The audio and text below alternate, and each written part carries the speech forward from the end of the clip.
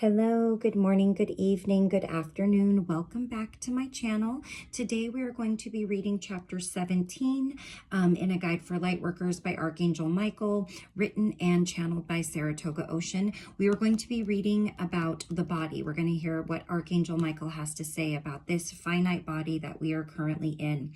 And as a reminder, I do want to take a moment to set the intention and to place our energy into our hearts so that we take all of this information in with our hearts and not our minds, okay? So let's go ahead and get started.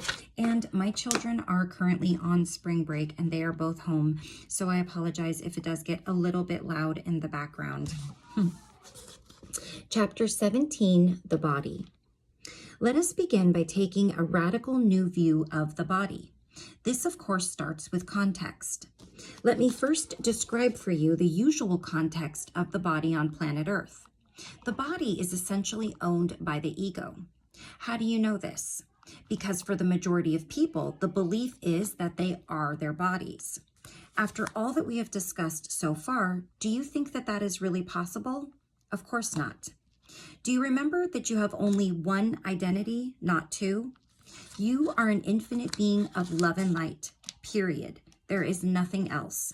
The body is a finite manifestation. Because you are not finite, a substitute identity takes over that is equally as finite, so that you can be functional in the finite world. This false identity or ego literally supplants your true consciousness wherever it can.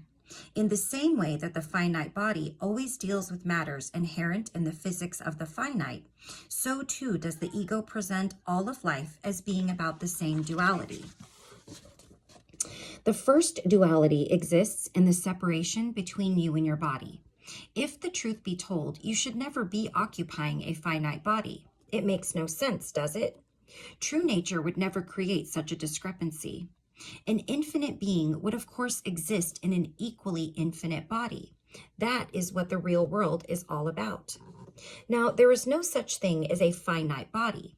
That is where the illusion lies. I have no doubt that this is exceedingly difficult, if not impossible, to grasp in your current situation. And that is all right. For now, try to remember what I said earlier about your dearest friend, Yeshua. Perhaps that will give you a tiny clue. In fact, in the real world, there is no such thing as occupying a body at all. You and your body are one and the same. There is no division. It is all one. Now, for those of you who think that channeling is weird, it is. Are you surprised? Well, don't be. Reason it out for yourselves. What is weird is a world that is so detached from the truth in terms of the real world of infinite life, love, and God itself, that unless beings are willing to incarnate in this situation, they cannot be seen, heard, or recognized. The only problem is that if they do incarnate, their pure essence is so eclipsed by the finite that it is exceedingly difficult, if not impossible, to manifest and express their purest, most expansive self. We have long maintained that this language and all earth-based languages is absolutely inadequate for communicating most of what you really need to know. Why is that? Because the languages of this planet are all about what is already known. And even worse, they are only there to describe a finite experience of virtually everything. Our communication is primarily energetic, and it occurs mostly on unseen levels. The words are here merely to get your attention. As far as the subject of channeling goes, it is sometimes the most expedited way to bring forth communication on a conscious level, where someone such as myself can be seen and or heard. This will never be optimal, however. What is truly optimal is for all of you to rejoin the world of the infinite life, where such things as channeling don't exist. But in the meantime, let us take advantage of the fact that there are some ways that we can connect now in this far from optimal situation. In the same way that channeling is strange, it is equally as strange for you to be separate from your own body. If this confuses you, reflect back for a moment about what I said earlier when I described the fact that you yourself don't relate to aging. You certainly don't relate to dying. Think about all of the ways in which you are surprised at all the trials and tribulations that your physical body goes through in any given lifetime.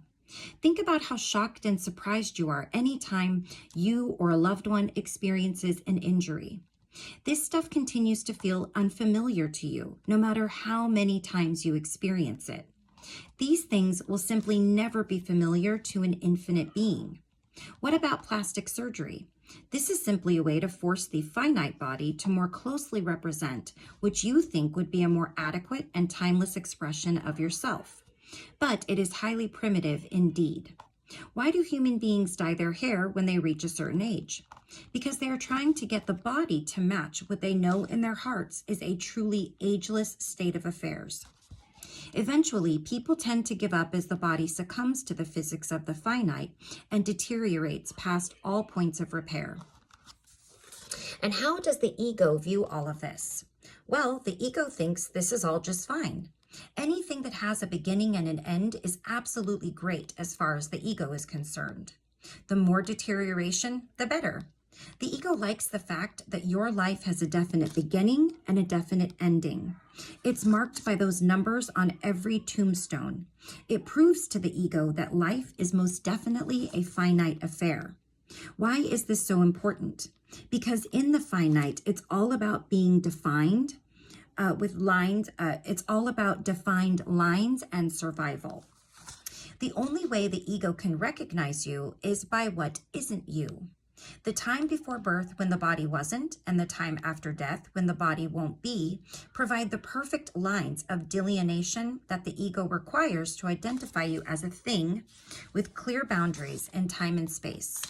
The ego simply cannot recognize the infinite. This is also why the entire finite universe can be defined in mathematical terminologies. It's all about definite numbers, but you should know that no matter how unlimited any amount of numbers may seem, those numbers in no way equate the infinite. The infinite is not the sum of the parts. I don't care how many parts there are.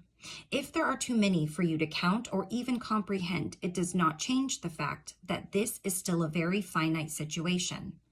Even if you discover that these numbers eventually roll over into a brand new dimension of mathematics, and even if you discover that these rollovers can go on indefinitely, you are still dealing with the underpinnings of the finite world. So let's talk for a moment about death. People like to marvel at how much of life is so-called wasted. What do they mean by this? They mean that everyone should remain fully cognizant of the fact that they are eventually going to die. What do you think birthdays are about after all? They are there to remind you, in case you forgot, that you likely have only so many years left to live. Birthdays are a way to emphasize and celebrate the fact that you live in a finite reality. Birthdays are all about math, aren't they? Let's count how many times the Earth has traveled around the sun since the day you were born. Then let's look at the average number of orbits that human beings in your part of the world tend to experience before they depart. Now subtract the first number from the second. Voila, you always know where you are in that in that finite spectrum of life. Death also breeds tremendous unconsciousness. Life becomes more about fitting in as much stuff as possible in a very limited amount of time while you still can. This is the equivalent of shopping at a sale and trying to get as much as you can for the smallest amount of money. How many items can you squeeze in for a certain dollar amount? How many things can you try to experience in a limited number of years? A good deal would be to get as many years as you can with as much stuff in them as possible. It really is the same kind of math. This may not be the most pleasant thing to contemplate, which is why unconsciousness is such a useful thing to have. You don't have to address your real situation if you can just throw the blanket of unconsciousness over the entire affair. The only problem with this, as we have said many times before, is that this much unconsciousness creates a false paradigm about your real situation.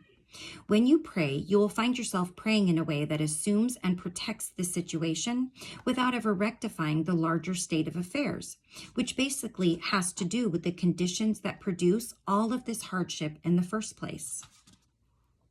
Let us now address the factor that is most responsible for keeping all of this denial and unconsciousness in place. The ego is that main culprit, to be sure, but there are also belief systems that serve this purpose. The primary belief system that serves to reinforce the denial is the one that says that all of this is highly spiritual in nature. Again, this idea only works because of what you don't know about the real world of infinite love. You basically have nothing to compare your situation to because it is the nature of the finite, and the first original lie to eclipse that truth altogether. Thus, the situation is ripe for misinterpretation. The unconsciousness is interesting, is it not?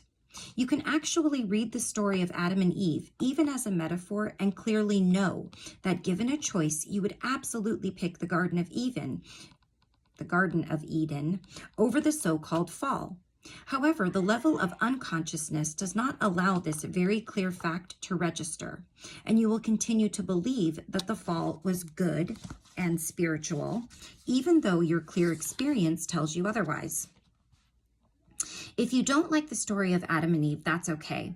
Other examples abound in your everyday life. How about the belief that strife and struggle are good things because they make you more humble and willing to learn? Well, an easier way to address the need for humility is to have no ego in the first place. Problem solved. The ego makes everything a battle. According to many spiritual tenets, this battle in place is so that you can learn. Learn what? That it's a bad idea in the first place?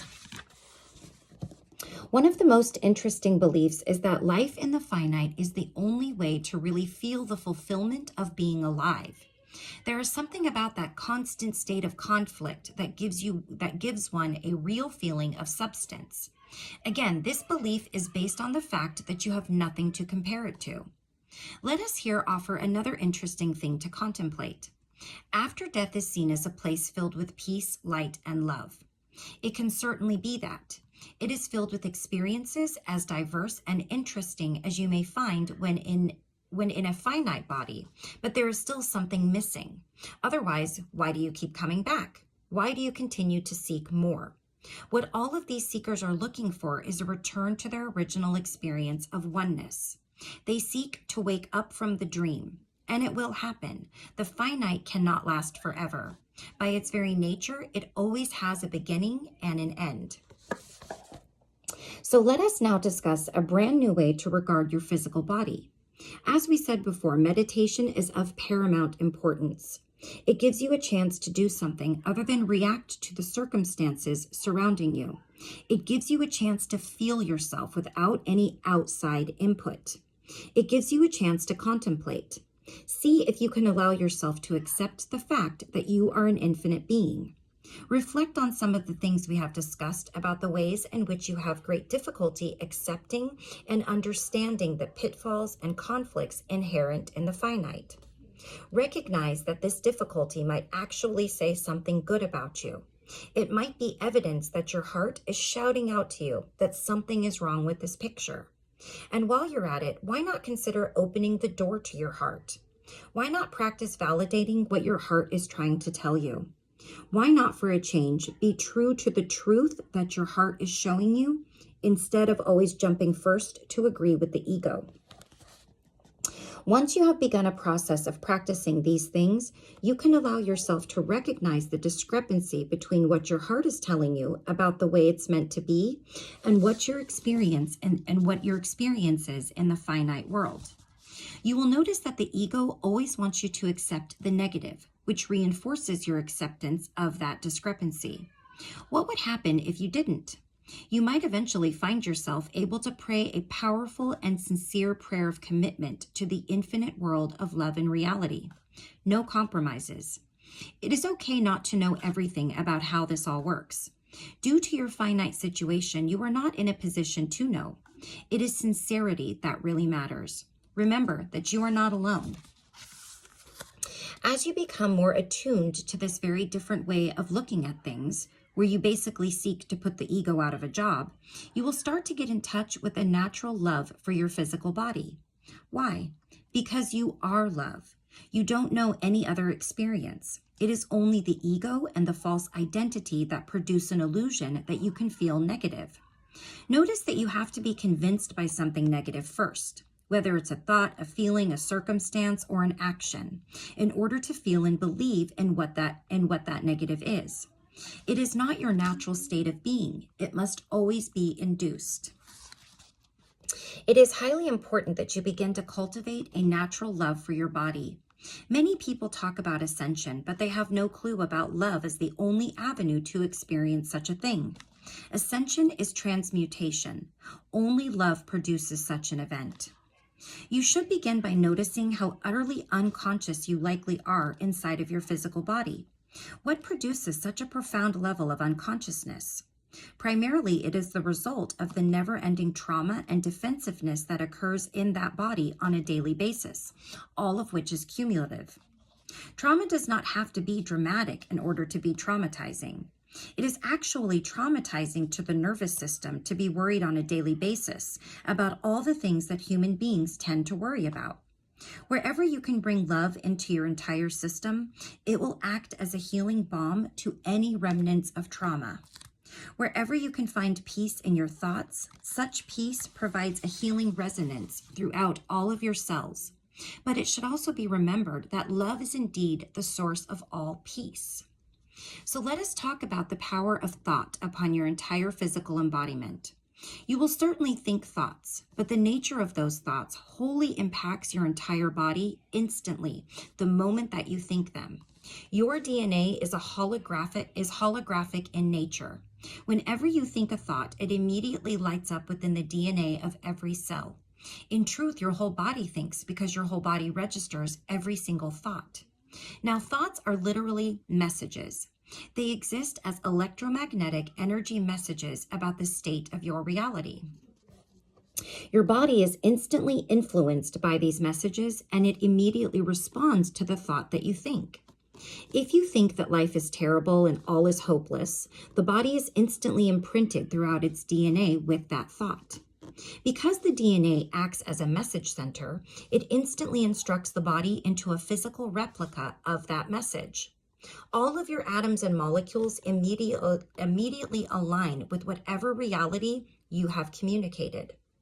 Likewise, if you think a beautiful thought and truly believe it, which is key, your body is immediately uplifted, energized, and healed in multiple unseen ways. Your atoms and molecules are like a sea of rolling matter that easily conforms to whatever reality you command. This is all accomplished through electromagnetics. Remember the yin and the yang? Your thoughts are electromagnetic signals. Your atoms and molecules hold an electromagnetic charge. Due to the miracle of magnetics, they match up beautifully and create your physical reality. Of course, this should all be very easy to do, right? Just think beautiful, positive thoughts and everything will be great. Well, it doesn't exactly work this way. There are many reasons for this, starting with very ancient coding in your human DNA. Remember that this entire physical body was produced as a finite manifestation with all of the fears and survival mechanisms that go with it.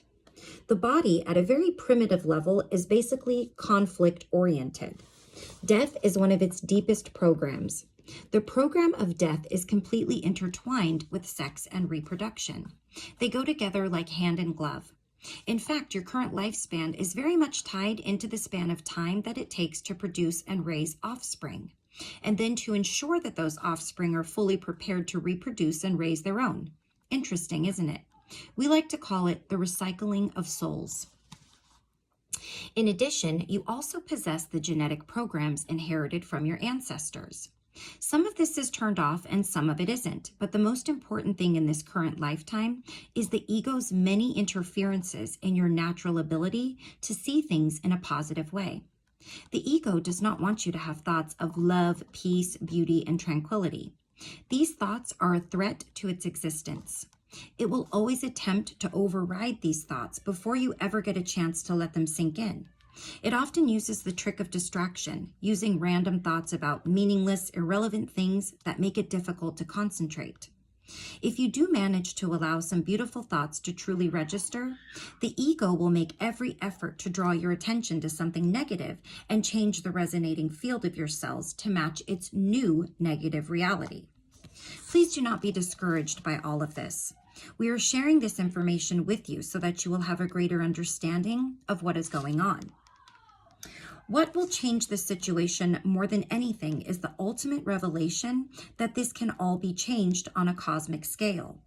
But as we have repeated several times, it is important that you know what to pray for.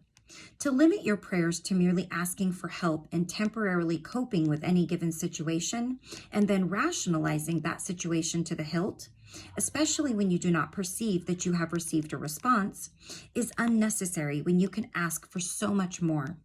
Sometimes you feel that you have not received a response to your prayers because the given reality, which is comprised of multiple elements that you cannot see, cannot accommodate the response you are asking for. It has nothing whatsoever to do with your or anyone else's state of worthiness. So our strong suggestion to you is to stop rationalizing, stop excusing, and learn to pray at a powerful, universal level where you can actually suggest that you have had enough of the finite world. And that includes the so-called afterlife associated with it. So let us complete this part of the discussion with the continuation of learning to love your body. This has nothing to do with looking in the mirror and loving how you look. That is just more of the ego's realm of judgment. This is a love that is so much deeper and more profound. It is a love that is felt, not thought about. It is the purest energy of the divine. If you think that this is impossible, you have already forgotten that you yourself are that infinite being of love. We could remind you again and again not to confuse yourself with the ego. What we are actually talking about here is proceeding in, however, a small way to physically occupy your body with love because it is a part of you. The more you can occupy every cell, every molecule, and every atom with love, the more those physical elements draw closer to your infinite self. The more the body can relax and learn to live in a greater state of peace and healing, the more those elements begin to resonate with the divine. Did you know that the higher the vibration of your thoughts, the more light and life force energy will be drawn into the body? In reality, it would be more accurate to say that the body is literally ignited with that life force energy in a beautiful, natural, graceful fashion. One of the problems with technology is that it discourages consciousness in the physical body. Your consciousness tends to be displaced and drawn into multiple varieties of cyberspace, which actually remove life force energy from your body. Have you ever felt drained from spending too much time on the internet?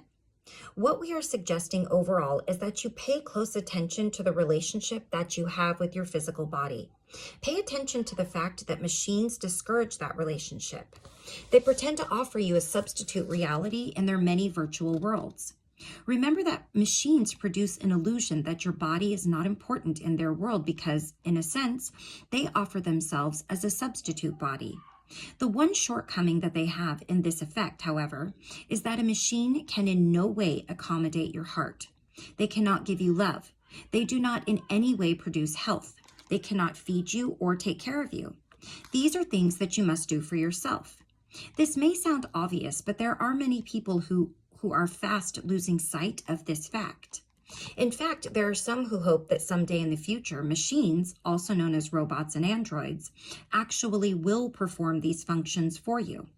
The hope is that you will so fall in love with these humanoid machines, in the sense that one falls in love with a new car, that you might actually want to be one yourself. There will come a day in this lifetime or the next when you will actually have to choose. For now, simply remember the truth of who you are as an infinite being of love. Treat your body according to that. The infinite truth of divine love so far surpasses this finite world of machines, which masquerades as some sort of hope for your future. Take the time to experience yourself. As machines and technology cause you to feel more and more inadequate as a biological being, it will be imperative to remember who you are. Nothing in this finite world can possibly hold a candle to your magnificent infinite self. All right, so that completes chapter 17, the body. our next video, which will be tomorrow, we will be reading chapter 18, The Heart. So I hope that this gave you plenty to think about and to allow to set into your heart. I am huge on meditating and just sitting with myself, because if you don't connect with yourself, how do you really know yourself here? And it is true that it's becoming increasingly difficult for people to disconnect from the phone, which I'm literally on, and just being. It's like a rarity. So I encourage you to do that for yourself. Encourage you to take a few minutes each day to just sit with yourself. It's okay to have thoughts. It's okay to just keep letting them go by and have another thought. Even if you have a million thoughts, if you're just sitting with yourself, it's enough, and it will become easier and easier to just sit and be with yourself. That is so important for each and every person on this planet. So until next time, thank you so much for joining me. Please like, please subscribe, please comment if you feel so inclined. I would love to hear and see, what any of your thoughts are on this. And until the next time, take care of yourself, take care of those around you. Much love and light to you all. Bye-bye.